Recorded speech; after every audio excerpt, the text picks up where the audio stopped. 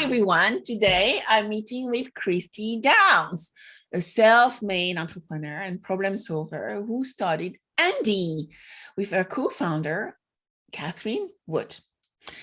So thank you for giving me your time, Christie, and thank you for being here today. Thank you so much. Thank you, Sabine. Really appreciate it.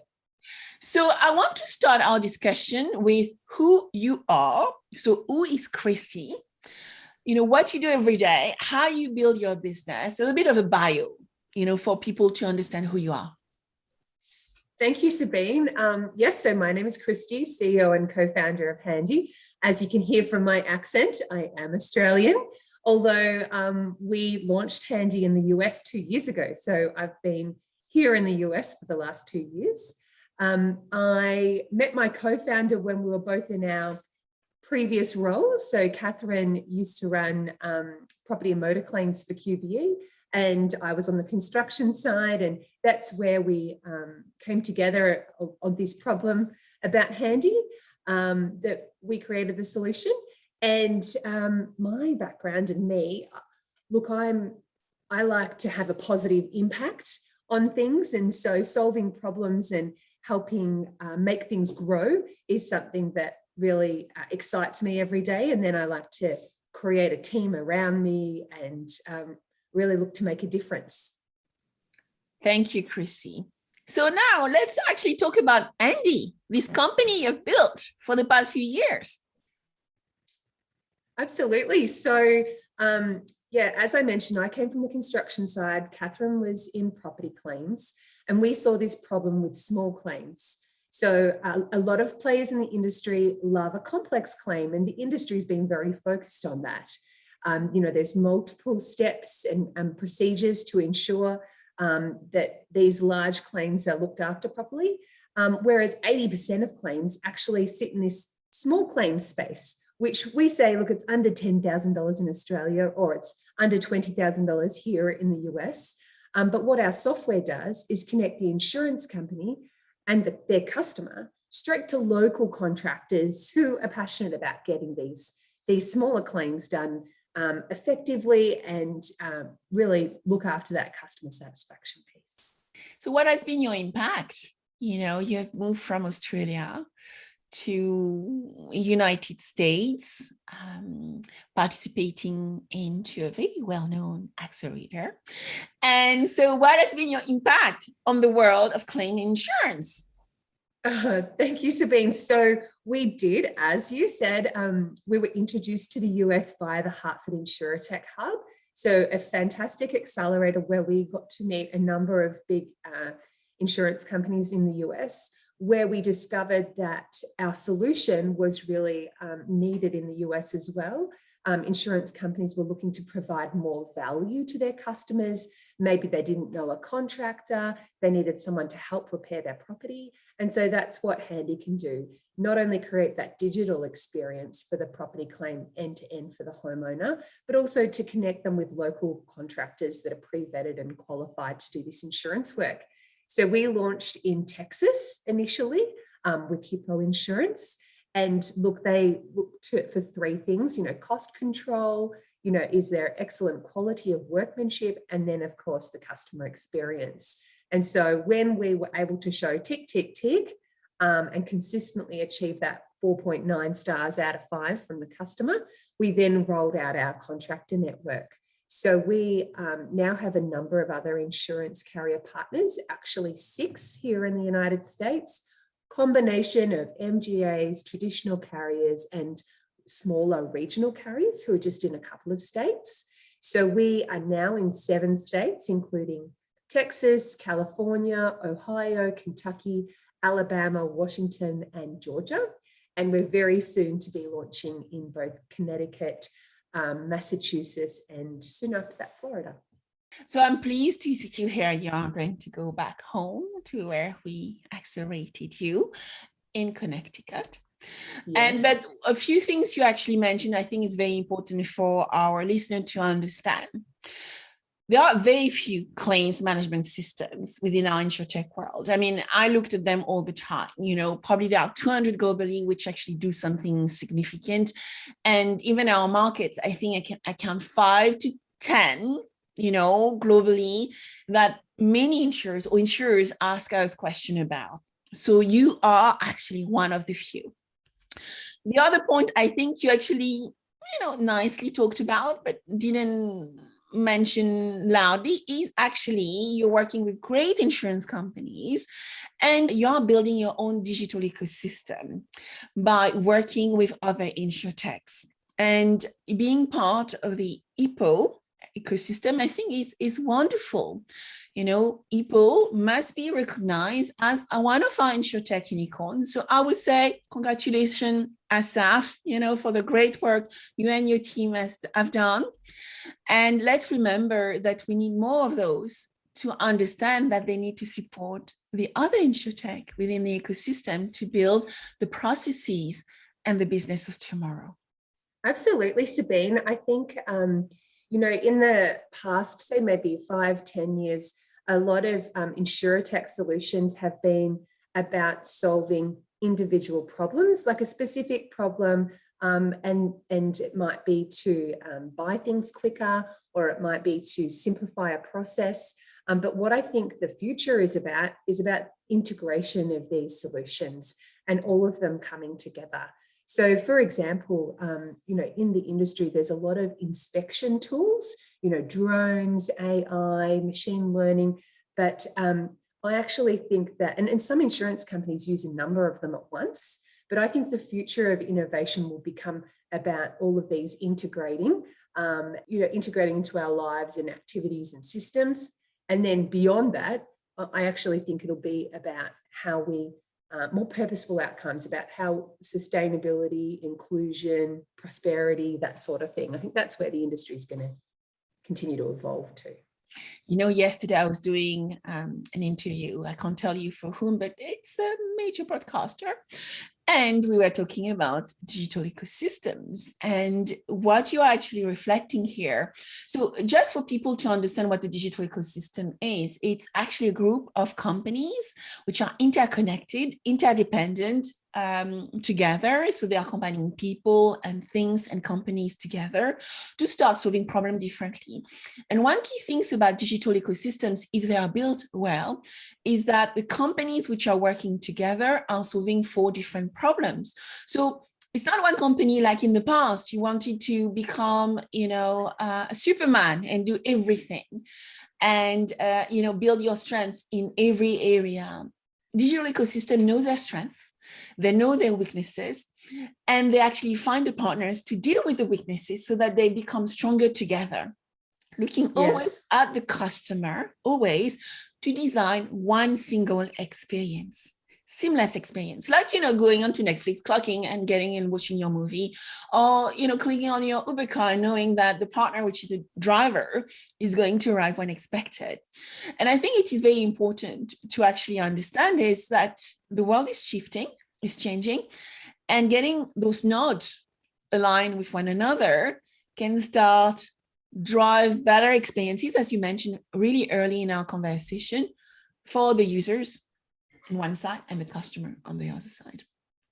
I absolutely agree, Sabine. And we've actually got an example of that. So Handdii being, the backbone that connects all of the parties, we can actually partner with other InsurTechs that have specific solutions that help, certain parts of the journey. So for example, we're about to begin work with an AI recognition company that uses, photos and video to then turn into schematic drawings and models of the property. That's not our space, but certainly it's an important part of the ecosystem that we can then connect in to provide value to our insurance companies, homeowners and contractors. When you look at me setting up my first accelerator in 2015, in 2016, I was saying to the startups, guys, you need to start working together. And I think I was probably early when I said that. Somebody that's like me is like, what is she talking about? You're always ahead, Sabine. You can tell the future for us. Thank you, Christie. I think I do actually, because look, this is happening right now. Yes. Anyway, wanted to ask you, so what do you see in our industry? What is going to happen? Give us your crystal lens, your crystal ball lens on where the industry is going. Yes, I think so, Sabine. Traditionally, insurance companies have been really focused on cost control, efficiencies, their operational expenditure, and really honing in on reducing that. What I think has shifted just recently is, yes, sure, all of that needs to be under control, but the vision has moved more towards the customer and the customer value. So, a homeowner pays their premium every year, and then, the one opportunity to impact their lives is at the time of a claim. And so if the insurance company is just giving them a check and see you later, then the homeowner's left there going, oh, I now need to project manage the repairs of my property. Like, you've left me high and dry here. So I think the insurance companies are now thinking, oh, okay, how can I help this customer see them through to their lives, being reestablished and repaired? And then outside of a claim, how can I offer value to my customer every day? How could I be more a part of their lives, and how can I engage with them? So I think that's the lens that insurance companies are starting to look at. And I think that it's driven by that customer expectation for everything to be instant and to be engaging, and, to really be able to create a relationship with the important big companies in their lives. Christie, not many people know that many years ago, I decided to go and work with a group of amazing people on a banking project in Las Vegas. And it was one of my first major, after, some of the big companies I worked with, initiative around digitizing a bank, literally from overseas. And have a guess, there was no COVID at the time. And I just digitized the bank from bloody Las Vegas. Anyway, what I'm trying to say here is that what I learned from that experience is that you need to definitely have that core connections with your customers and really understand what problems they want to solve for, so that you can actually look at ways to actually address those problems with digital mechanism. Which takes me to my next question. What have you learned around, our world during the course of the past 18 months, right? I think that it's been all about adaptation, so everybody's lives and, have changed or shifted, or there's a new kind of normal. And so for us, we need to think about all of our audiences or all of our users. So you think the homeowners, the insurance companies, but then also the contractors. So for us, the contractors are a really important, user group and audience of ours. And so what we're thinking about is, how can we engage with them well in this time of change? So it's really important for us to get regular feedback from our contractors and understand how we can continually improve our product and software and our program as well, to ensure they can be the best they possibly can be in this environment.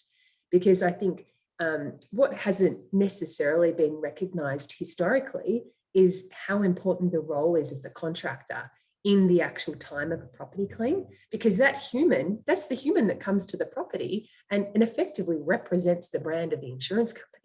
And so we think that, we have an opportunity to really empower that contractor to be the best they can be by making our software easy, by making all of the process easy for them, so they can concentrate on what's actually important to them, which is delivering quality workmanship, and then, really having a positive impact on the customer and that customer experience.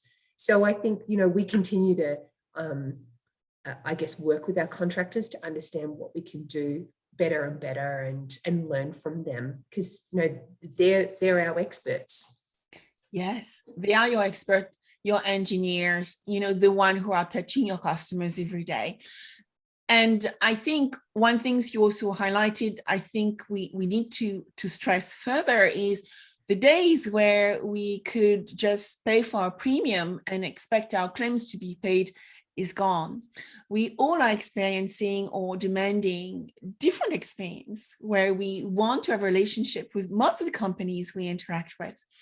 And I think another thing which is fascinating as I speak with, our cohort of alumni and startups, which have done the different programs, is that need to create shorter engagement cycles where, you have clear touch point where you have, that value, that exchange, that transactional exchange, which is valued by the person who paid for the premium, recognized. And I think the key word here is recognize.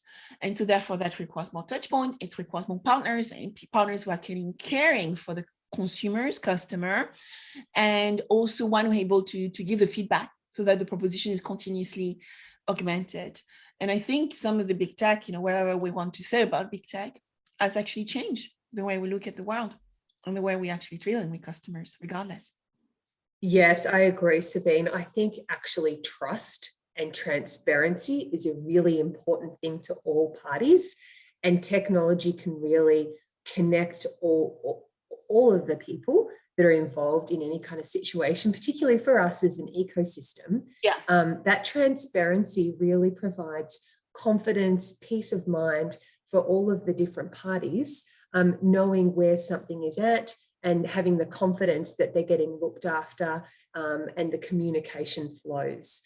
So I think that even as technology evolves and as things grow and change, that trust and transparency, that good old-fashioned value, it still remains really prominent and important for people, especially as the world is changing. It's like, okay, I need to know, am I okay? Is my family okay? Is my property okay?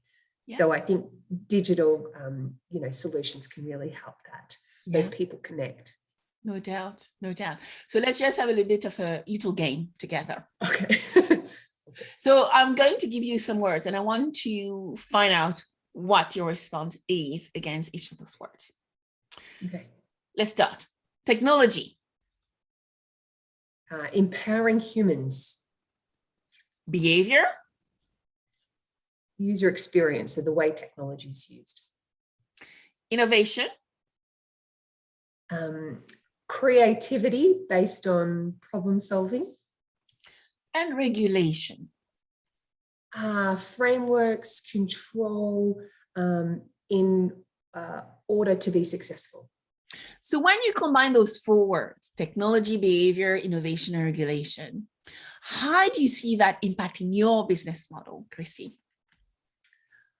I think that they're the balance of frameworks that then enable success. So if you're radically innovative, but you don't respect regulation, you're going to get squashed. But if you respect regulation and you know from where you can innovate, and then you're thinking about behavior and human interaction, and technology, of course, well, that empowers it all. Yes. So that it's everything. That's the backbone. But I think when you start looking at behavior, right, the technology enables you to start understanding people's behavior, the likes and dislikes. And as you were saying, the relationship you build around trust. Yes. And those are becoming more and more prevalent, right, in the way technology is being used to care for the customer. Absolutely. So you were founded, I think you started in Australia. You moved to America. What a commitment, guys. This is commitment to build this market. So second market. And I'm saying to Christie, I look forward to seeing you in Europe, London. Oh, yes. Sabine, we'd love to head to Europe. So for the next 12 months, we're going to really put our shoulder here into the US and continue to grow our US operation. But we know that there's a demand in the European market too. So yes, we will look to come your way maybe in the next couple of years. How's that? Cannot wait to have come and revolutionize our world, bring new capabilities to the European market, starting by United Kingdom and France. Then we go to Germany. I know some of my friends are saying probably something different right now when they are going to Well, I was going to say one of our first clients, Sabine, was Allianz. So we might have to do that in a different order. No problem. I'm sure some of my friends are probably going to smile. Oh, Sabine, let's see who gets Handdii first. But you also have amazing investors. And as we are talking about corporate venturing and the big topic I want to start demystifying for our startup ecosystem and entrepreneurs in big companies, as much as VCs who actually don't always like the corporates going into the investment world. I would love for you to tell us about your investment journey. Yes, absolutely. So we've got some wonderful investors on board, and they've really been cheerleaders of ours as we continue to grow our business. So really early scale investors who are a syndicate of angels focused on female founded businesses out of Australia. Scale have come with us again and again through our financing rounds. And Greenlight Re, a reinsurer who we met through the Hartford InsurTech hub, Sabine. I love the Greenlight Re team. Yes, they came on very early and supported us and have really helped us with our US market entry and understanding and meeting everyone.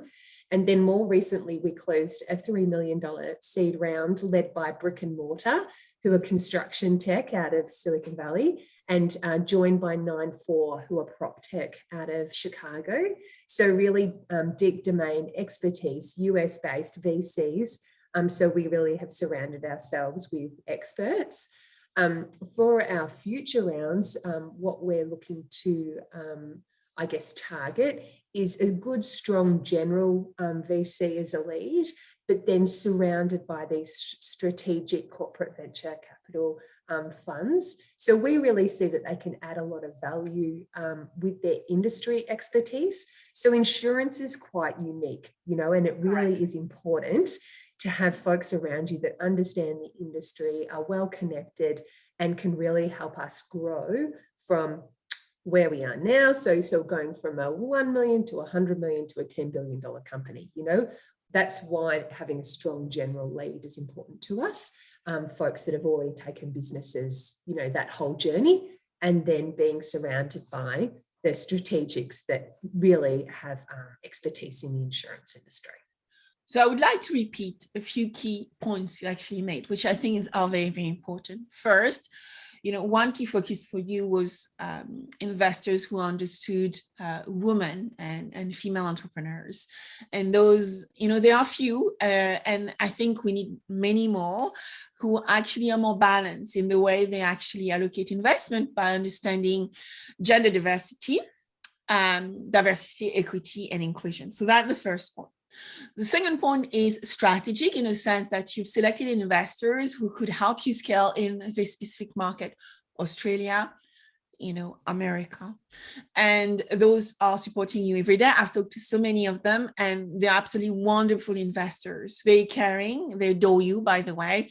And I think, it's amazing to have smart money supporting you. The third point you actually highlighted is timing. So when should you get your corporate venturing money? And it's interesting. And I think it's not a silver bullet strategy, is you have to make choices as to where you are and to your journey. And your journey is, now when I look at my next round, I will definitely want to have my lead investor being a VC, and then surround myself and Kathryn and my team, the Handdii team, with corporate venturing money, because then that allows us to scale. And I think it's very important to understand every companies are different. Yes, absolutely. No, you're right. And I think for us, look, we have a very strong property claims experience, construction experience within our team already. So that's, we weren't looking for that insurance expertise initially, but now that we're in the US and we're looking to go the next, scaling the next level, that's why it's become important again. Yeah. Now, which is wonderful. So I want to actually touch upon two additional topics. The first one is your business model. What differentiates you? Yeah, so we are very transparent, Sabine. So that's who we are and what we're like. So we are a flat fee to the insurance company per claim. And we do that because insurance companies like to be able to attribute claims cost to, the indemnity cost rather than necessarily their operating expenditure. The other thing is when we partner with insurance companies, we make sure that we are really easy and awesome to work with. So we really work with them to keep understanding what their problems are or what the opportunities are to keep on evolving the partnership together rather than just saying, this is what you get. We listen and we can adapt and kind of evolve to really get that good connection in our partnerships.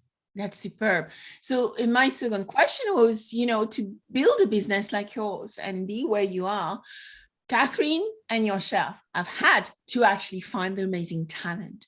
So I would like to hear about your recipe around leadership and culture.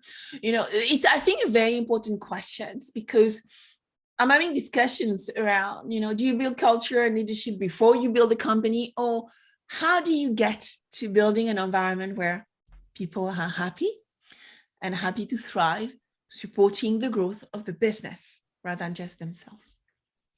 Oh, good on you, Sabine. Well, it actually comes back to Kathryn and I sat down, we're like, what sort of business do we want to create? Who do we want to be every day? How do we want our team to show up? How do we want them to feel? And so we created our values based on those things. So, positivity is a really important part of that, really empowering growth, really building continuous momentum. Anyway, so when we look to build our team, we look for those character traits first, and make sure that their values are aligned with ours and the company's. So we're listening to what's important to them, what gets them excited every day, and then from there, it's about ensuring that we get the right skill set on board, because we think it's kind of more difficult to get the character traits necessarily than the skill set. And then we use a tool internally. There's lots of personality, quiz things that you can use. We use a Clifton Strengths test. And so you'd be familiar. And so then what we can do is help our team members understand the perspective that one another come from so that they can, then know how to relate to one another if they haven't worked with another person before, or maybe they're colliding and they're not understanding why they can't communicate. They can then, start to identify, okay, what perspective are you coming from, and try to understand one another a bit better. And when we're in an industry where we've got folks that manage contractors all day and they're very effervescent, and then we've got software developers that are quite introspective and quite detailed and analytical. So trying to help everyone be able to understand how we all come together for success and growth is really important, recognizing everybody's and celebrating everyone's achievements and how it all comes together for our growth. Yeah, and you've actually shared some very wise words. One thing which has come to mind is both of you, Kathryn and yourself, are great leaders, but you are very busy leaders. And now I want you to talk to the other leaders who are there, the founders, the entrepreneurs, the startup, which are actually starting a business. How have you been able to balance your time and your effort while building a growth team? Yeah, thank you, Sabine. That is quite a challenging thing. And I think it's about identifying what fills your own bucket and then making sure that you make time for that. So even though I might seem to be an extroverted person, I actually get a lot of energy from things like yoga or going for a walk in nature. And so making sure that that's a part of our everyday week is really important and adds a lot of value. I think also making sure that you've got people around you that are cheerleaders, but are not a client, an investor, or someone that you're having, or a team member, those other friends, or they might be influencers. I mean, Sabine, you're one of these for me, so I am your cheerleader. Someone who's, thank you. And so you feel supported. Right. Yes. Yeah. I am. And I will always, if you actually push the Sabine button, said, I need this. Okay, here. And that is part of, supporting your teams. But, my cheerleader is my husband. I adore him. Most people who know him know I adore my husband. And, in the evening, I like being with him, chatting. Yeah. That is what calms me in some ways when I have the bad day. And we all do, like they happen, right? But I just think it's important to just back yourself, because there are going to be rocky times and there are going to be people that say, no, or we don't believe in this, or, all the problems. But I think that, if you just like we back one another, I have a lot of respect for Kathryn. Like she's absolutely amazing. And I think that both of you are. That's really important too, to really have respect for the people around you and to know that together you can go 10 times further. Our world is going through major change, uncertainty and disruption. So what would be your last wise words for the startup, maybe the investors and the entrepreneurs you are going to work with in the future as we look at the world of the future? Yes, Sabine, I would just say that we need to cheer one another and we need to celebrate one another's growth, and that it's together that we grow further and faster and better and thrive. So really, we don't need to be knocking down the poppies.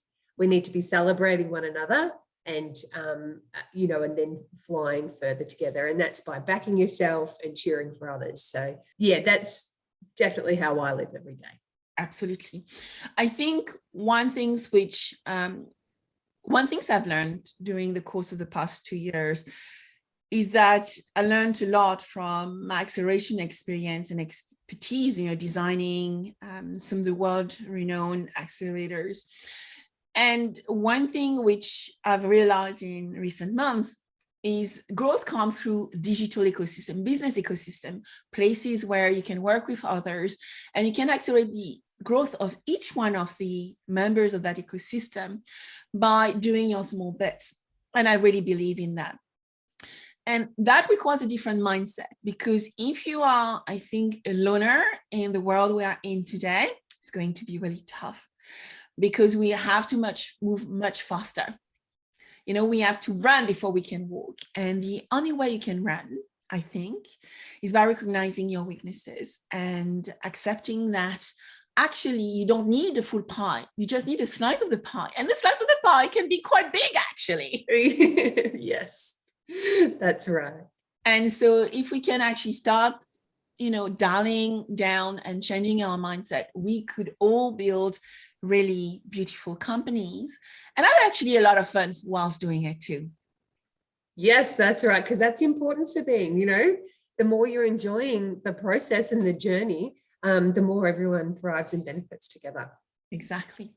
So I'm very grateful to meet one of the greatest startups I met in my lifetime. And Handdii, and amazing founders, very amazing woman, Christie Downs and Kathryn, which, we need to make sure Kathryn is on the next podcast. Tell her she'd love to very much too. Let's say thank you to Christie, and we look forward to seeing Kathryn Wood in the future. Thank you very much, Sabine. Really appreciate today. It's been a pleasure.